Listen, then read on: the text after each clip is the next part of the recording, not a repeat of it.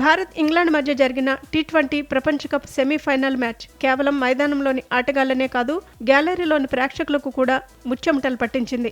అయితే ఈ టెన్షన్ మధ్య టీమిండియా మాజీ కెప్టెన్ ఎంఎస్ ధోని, ఆయన భార్య సాక్షికి సంబంధించిన ఒక ఫన్నీ వీడియో ఇప్పుడు నెట్టింట తెగ చక్కర్లు కొడుతోంది. ముంబైలోని వాంఖడే స్టేడియంలో జరుగుతున్న ఈ మ్యాచ్ను వీక్షించేందుకు ధోని దంపతులతో పాటు రోహిత్ శర్మ, రితికా సజ్జే కూడా వీఐపీ బాక్స్లో కూర్చున్నారు.